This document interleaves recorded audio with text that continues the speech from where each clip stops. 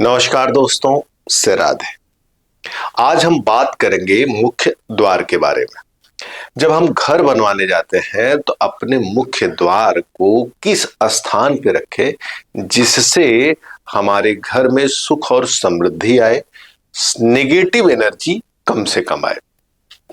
यहाँ बोर्ड पे आप देख रहे होंगे, मैंने 4 दिशाओं का एक बॉक्स बनाया है जिसमें पूरब, पश्चिम, उत्तर और दक्षिण।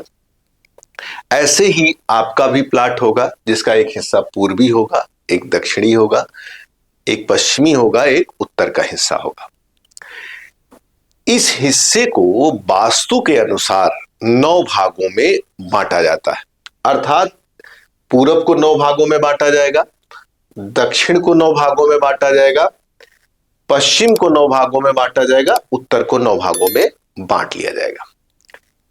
इन 9 भागों के अलग अलग देवता होते हैं। मुख्य द्वार में बनाते समय हमको इन देवताओं की एनर्जी को समझ लेना चाहिए।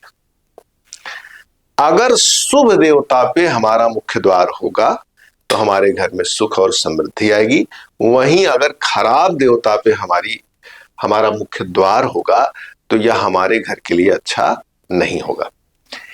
इस वीडियो में हमने चारों दिशाओं की बात की है, इसलिए केवल मुख्य द्वार की ही चर्चा करेंगे।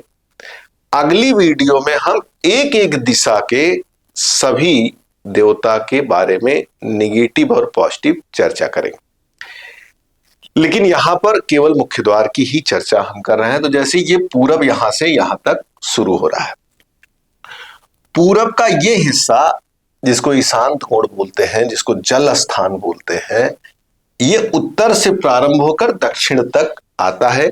इसको 9 भागों में बांट लिया जाता है।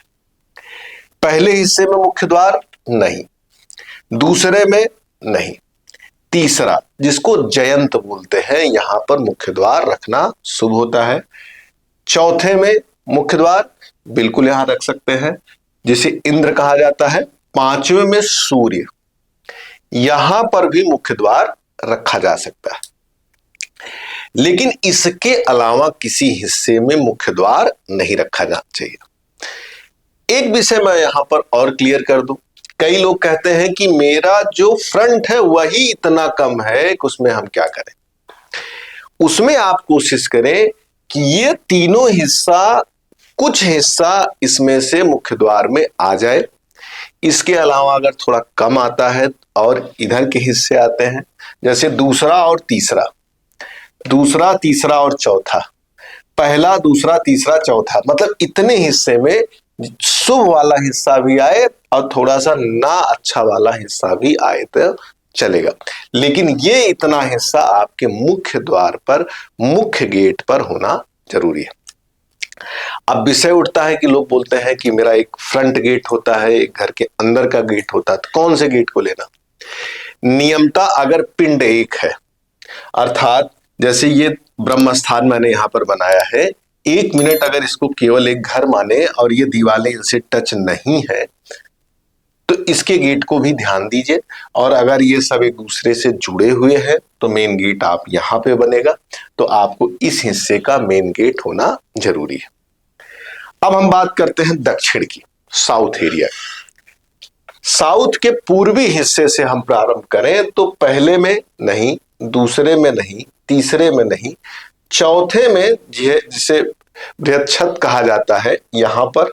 उसके बाद यम, यम का नाम सुनने के बाद मन घबराता है, यम तो काल के देवता हैं, लेकिन यहां पर मुख्य द्वार होने से घर में सुख समृद्धि आती है। लेकिन निगेटिव तरीके से कमाया हुआ पैसा, गलत पैसा यहां पर घर में अपार पीड़ा का कारण बनता है। गंधर्व, ये 3 जगहों पर आप मुख्य द्वार दे सकते हैं। लेकिन सच बताएं, अगर आपको प्लाट लेना है तो पूर्वी प्लाट और उत्तरी मुख का ही प्लाट आप लें। दक्षिणी अगर नहीं मिलता ये दोनों, तब आप दक्षिण का चुनाव करें और उसमें भी मुख्य द्वार यहां पर रखें। अब चलते हैं पश्चिम की तरफ। अगर हम दक्षिण और पश्चिम के कोने से शुरुआत करें तो पहला, जिसे नैऋत्य कोण कहेंगे, यहां पे मुख्य द्वार होना बहुत खराब मानते हैं। फिर यहां पर दूसरे हिस्से पे नहीं, तीसरे, चौथे और पांचवें, जिसे सुग्रीव, पुष्पदंत और वरुण कहा जाता है, यहां पर अगर मुख्य द्वार हो तो इसे अच्छा मानते हैं। लेकिन साथ में एक नियम हम आप लोगों को और बता देना चाहते हैं।